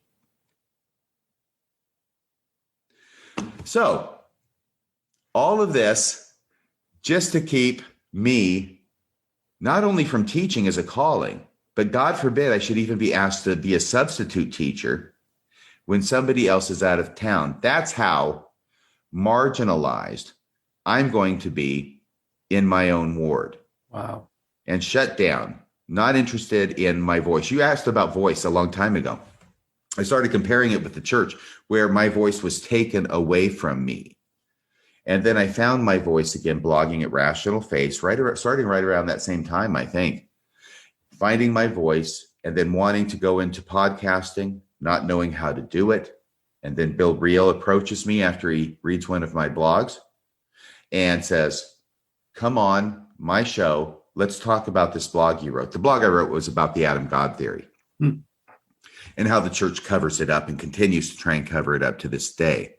So we went on. This had been a passion of mine back in the late 80s, early 90s. And I had read a lot of stuff, and I had written a manuscript about the Adam God theory, which has never been published. It's been rejected by some of the finest publishing houses in Utah, though. So I know something about the subject. And I go on his show. I go on Bill Reel's show in August, I think, of 2016. Okay. And it was just really, really popular. People loved it. And so Bill reaches out to me, says, hey, would you like to do a podcast under the Mormon Discussions umbrella? And I said, yes, I would. So we do that. He teaches me how. He was very gracious. And I think that had he had anybody else under his umbrella before. I can't remember if I was the first. There's different podcasts who have come and gone, and some who have come and stayed, like Marriage on a Tightrope. And there's just all these different wonderful podcasts that he has. But regardless of whether I was the first, I was probably one of the first at a minimum. And that was something that worked out for him because he was bearing, like you, this entire brunt of putting out all these podcasts without really anybody else to relieve some of the pressure or the strain, or make a podcast over here under his umbrella so he can have a breather. And I think it was very beneficial for him. I think it was somewhat beneficial for him. I know it was hugely beneficial for me because here's a podcast and he already has an audience. Yep. He has an established audience, which means that if I go in under his platform, then I pretty much have his audience as well from the get-go. I don't have to build it from the ground up. Yep. So that was wonderful. And we're still together to this day. It's a match made in heaven. And I really, really appreciate Bill Reel very, very much. I think we're very good friends. Well, it was really cool that he did that, took you under his wing like that, because I know what it's like to start a podcast from scratch. And it took months for me to get 100 subscribers. People don't realize how much work it goes into building up an audience. And so I actually had a similar idea. I've actually approached a couple. I'm going to actually launch a second podcast. Nathan Smith, who was a former apologist for Fair Mormon. He's a good friend of mine, and he experienced PTSD on the mission field. And I'm going to be launching him sometime in the summer. He's now since become a Buddhist, but interesting dude. Had him on my program a few times. And I just told him, I said, you know what? I start you off and you get a couple hundred subscribers. I said, that's a lot of people to start off with. If you get 200-300 subscribers right off the bat, and that's what I hope to do. So I think it's really cool that Bill's doing that. So I'm just announcing for the first time that Nathan Smith will be having a podcast this summer, folks. So watch out for that. So let me ask you, how would you say doing the podcast, what kind of things, because like one of the things that's really interesting to me is the feedback I get from people. People tell me that their lives have been changed or they cried when they heard this podcast. And it really, really touches me. What kind of feedback do you get with your podcast? Mostly the people go to sleep when they're listening to my podcast. I do get some of those. I remember one individual who was saying, would you please stop having that abrupt, loud music at the end of your podcast? Because by that time, I have fallen asleep and it awakens me quite violently. And so that was one person. But no, it is very, I've got to tell you that the first time I became aware of the influence that I was having when it really sunk home, I apologize for this, but was in 2019 at Sunstone. That was the first time I'd ever been to Sunstone. Lindsay Hansen Park was kind enough to reach out to me and ask me if I would present something, because I never thought of, even applying before. But so I'm going to Sunstone. Everything else before then has been, I'm in my underground bunker. I don't have a lot of contact really with people. And I really wasn't even on Facebook, I don't think, at the time. So I'm very, very limited in my understanding of what's going on out there as a result of my podcast. But I get there, I do this funny presentation behind the sheet. I don't know if you've seen it, but that was back when people didn't even know my face. There was no face, there was no name. So I'm behind the sheet, but there was a reveal at the end of my face, though not my name. But the thing was that I got done talking, and then there was a period for questions, and person after person in this crowded room came forward, and I can't even see them because I'm behind the sheet, right? They can't see me, I can't see them. But they come forward and they're taking the microphone, and they're starting to talk about how important I've been to their journey, how important I've been to their life. And I'm back there behind the sheet. And it's a good thing they couldn't see me, because I'm just I'm dumbstruck. Thunderstruck is probably the better word. I can't believe this. It was a surreal experience for me. These people really were that influenced by my podcast. And so it was a very, very touching experience for me. And then since then, I've been on Facebook. I have better communication with my listeners now. And I get out more, thank goodness, out of the bunker from time to time. Excuse me, go to Utah. And yeah, time after time after time, person after person after person wants to let me know how much what I've said has helped them.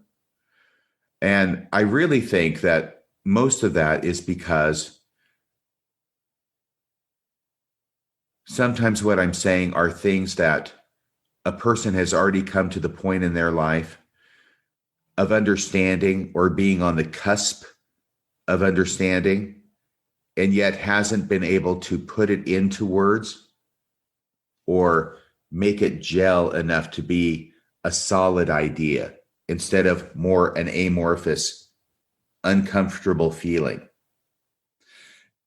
And so then when I say it, it's like, oh, that's what I'm feeling. That's what I've been thinking. And I didn't even know I was thinking it. Mm. So having said all that, let me tell you this one great story. This fellow messages me a couple years ago. And this is a story about how I saved his life. Mm. And I'm going, are you kidding me? Come on. I saved your life? He says, yeah. Here's what happens is that he had bad stuff going on in his family, and he was quite depressed because things weren't going well in his family. And he was thinking maybe life isn't worth living. He walked down to the river, sat on a bench, had his iPhone plugged in, listening, looking at the river. The river's looking more and more inviting. And then my podcast comes on. And I don't know what podcast it was, but he's listening a little bit. And then I crack some kind of a joke. And he chuckles. And he continues listening. And I make some other kind of funny quip. And he starts laughing. And within 15 to 20 minutes, he's feeling better about himself, feeling more hopeful about his life, feeling like he can laugh at what I'm saying. And he walks away from the river. And he's the one who gave me credit. He's the one who said that I saved his life. So that's pretty incredible. And that's pretty heady stuff. But I'm very humbled by it and very grateful. I mean, if I can say something in a podcast that's going to help someone's life and even save it, then I don't know how I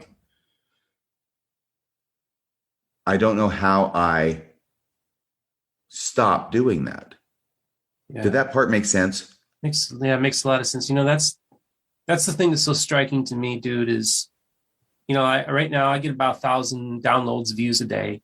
Right now there's somebody watching something and they're crying, and I recognize that because I get emails all the time from people, like the Don Bradley interview where he talks about his faith journey.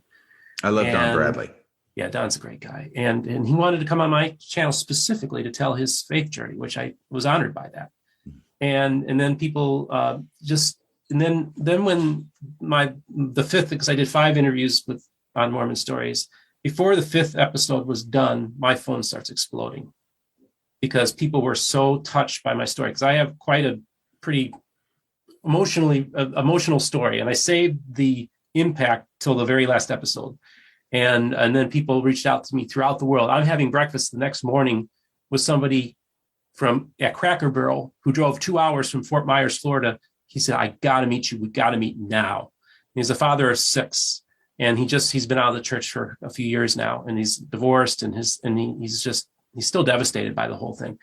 But it just literally, I'm just flabbergasted by it. You know, every time my phone dings, it's somebody telling me something. And that to me is like why I think I will be doing this for a while, because it's not a job. I love it. It's fun.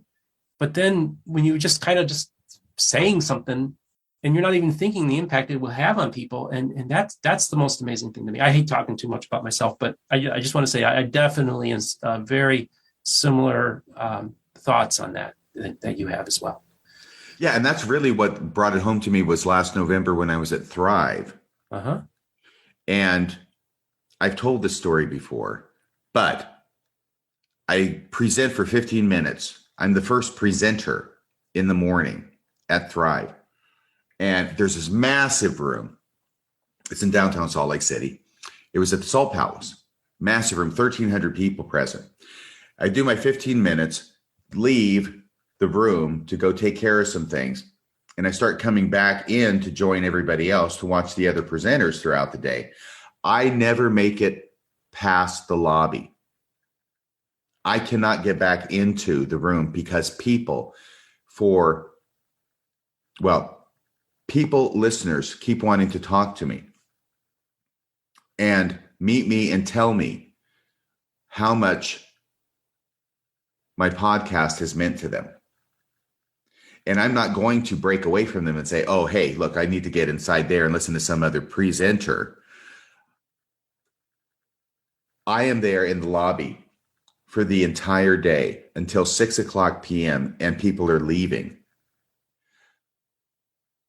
The thing about that is not to say that I'm wonderful.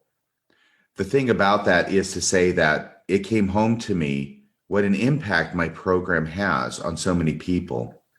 And I had been up to that time cutting back on Radio Free Mormon because I didn't have time to do that in addition to the weekly Mormonism Live program with Bill Reel.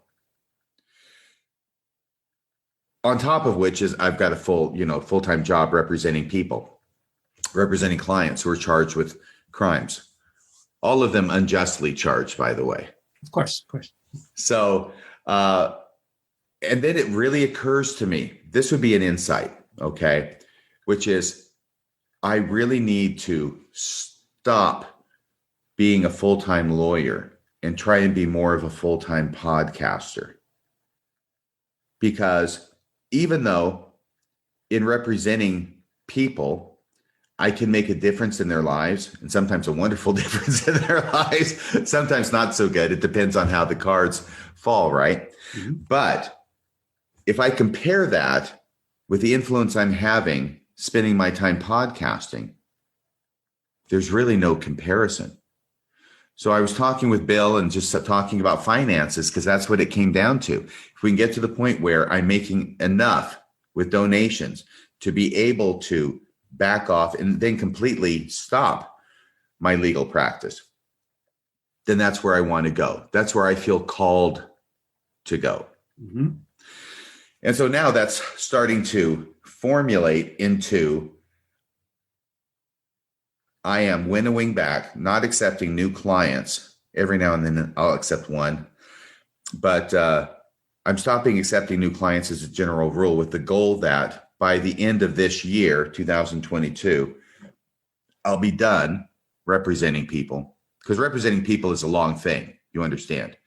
It's not like you bring your car in and we'll work on it for a day or two and then it's out the window. These are months and months once I sign on to represent someone. So the idea then is to be done with that by the end of the year, be complete podcasting, and move to Utah. Okay. That's the plan right now. That's awesome. I told people, I said, I think a year from now, I could very well be in Utah. So maybe we'll be neighbors or roomies. Oh, joy. Oh, rapture. This is, yeah, that sounds great. At least we can cut expenses, right? You seem like a very, very nice individual. I'm sure you have no annoying quirks or habits that would drive me crazy. None whatsoever. Can two divorced men live together without driving each other crazy? Odd couple of reference, folks, for those younger generation. Thank you. Are you divorced? Actually, I am single. Does that mean you've never been married? Never been married. You're going to have to watch the final episode of the Mormon Stories. Watch the first hour at least, and then you'll hear my life story. I don't like talking too much about it. You're a wise man. Yeah. Okay. I watched the first one, just so you know. Mm-hmm. I watched the first one, Yeah. And then the second one was going to be about how Joseph Smith wrote the Book of Mormon. Yeah. Right? Mm-hmm. And then there's the third one. There's 5. Holy crap. Yeah. I have not listened to more than I thought I hadn't listened to. Yeah. So honestly, I don't want to, this is not about me and promoting myself or anything like that, but no, it was a really cool experience. 2 days, 5 episodes, probably about 11 or 12 hours. How the Book of Mormon was made, one is got over, I think, 30 something thousand views. So that one's really taken off, but yeah. Either way, yeah. So watch part 5, the first hour. If you just watch that, then you'll get the gist of my story. Because I don't really like talking about my personal life, to be honest with you. But yeah, we'll make it a year from now. How's that sound? Okay, sounds good. Next year in Jerusalem. Sounds good to me. Was there anything else? I mean, you're respectful of my time, and that's fine. Was there anything else you wanted to ask me, or had we gotten to the end of that subject even? So I think there's a few things I'd like to toss at you. So you think by the end of this year, you'll be full-time podcaster? That's in the cards. That's very interesting to me. That's my goal. That's your goal. Good. And then I guess I wanted just to ask you a little bit about last fall. Kind of had a convergence of my world, the evangelical, or some would say maybe Sean McCraney is a heretic, but just Sean McCraney hosted in his studio / church a kind of a debate with RFM versus the Midnight Mormons. I just kind of want to get your feedback on that whole thing. And why weren't you wearing a bulletproof vest? That's the other thing too. Because I was almost going to say because I have my garments on. But I wasn't, because I didn't have my garments on. But I expect they had their garments on, which would seem to make the bulletproof vests superfluous, wouldn't you think? No, what my thoughts was that this is something that I had angled for a number of months. And these gentlemen, many people were telling me that they were going to back out, that they would not show up. And so what I tried to do on my Facebook page, I used it in a way to lock them in to a commitment from which they could not back out. And I even had a bet with an individual. This was Randy Bell. I had a bet with him before the debate that they would show up, because he's saying they're not going to show up. They're not going to show up for this. And I said, well, I'll bet you. He says, how much? $100? Done. So, of course, they showed up because they had to. They could not show up by the time I had this thing all set up. Because if they had, they would have never been able to show their face in Utah again. So they showed up, to their credit, and we had a debate. I came there to debate Mormonism, and I'm not sure what they came there to debate. It didn't seem to be about Mormonism. And I talked with John DeLynn about this and about how it was that I felt like I did a really bad job. And only over a lot of time have I thought that I did a good job in the debate. There are things that I didn't say that I could have said. There are things that I did say that maybe I shouldn't have said. But as my friend Carrie Schertz helped me to understand, that's what a debate is. You're never going to have a perfect debate. You're always going to have things that you could have done better or things that maybe you shouldn't have said. But overall, he convinced me that I did a relatively good job. So, having said that, in retrospect, my feeling is that they did so poorly that I could have won the debate without opening my mouth. They were the ones busy digging the holes for themselves in the way they presented. So that's what I think about the debate. Was there anything more specific? No, I just wanted to get your perspective and hear what you had to say, because I thought the big mistake they made was they decided they were like being cultural warriors, almost like they were. Yes. And it made it political and just, I don't know. I just so you know, folks, Brad Whitbeck of Midnight Mormons, we've been in contact, and he will be coming on sometime soon. He just had a birth in his family a few months ago, and yeah, he just called me a bully.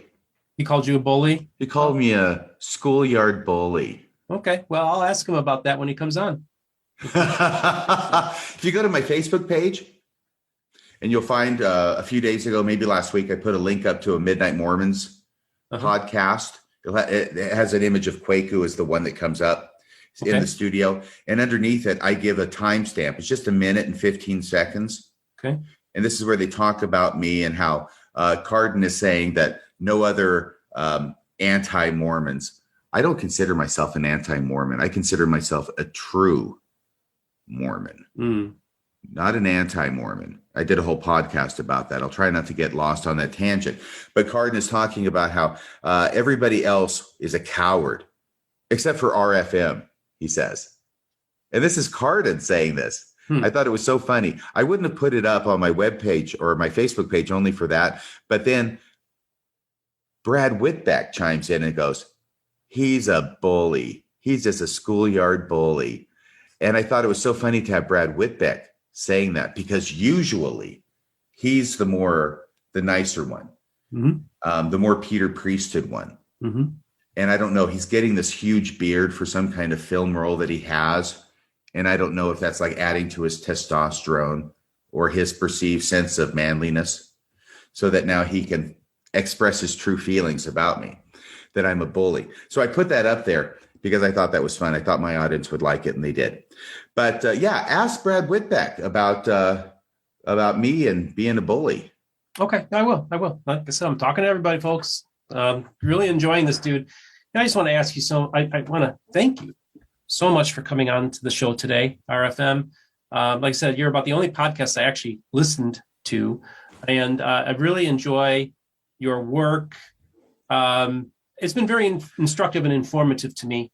Which of my podcasts made the biggest impression? Well, I think the one that really emotionally really affected me was you telling your story about how you were molested as a young boy. That was a very impactful one. I also remember you talking about. Is there any reason that you found that one particularly impactful? Well, because I think it's just you were being very open and vulnerable about something that happened to you. But the way you told the story too was just the way you told the story was very vivid. It's like when you tell stories, it's like you can see it happening. I mean, you're just a good storyteller. And so I just remember just a lot of the imagery, like even how you describe the apartment building and the layout and just all these kind of things, which I found to be very interesting to me. I also, when you brought up earlier, I'd kind of forgotten about it, but you talked about your time in Japan where you had felt impressed to tell somebody about the gospel. I remember that story. Then as you were like, oh, that's right. I thought that was an interesting story too. So yeah, that's two that come off top of my head. All right. Well, thank you. I appreciate your listening. Yeah. That's about all for tonight. Until next time, this is Radio Free Mormon, signing off the air.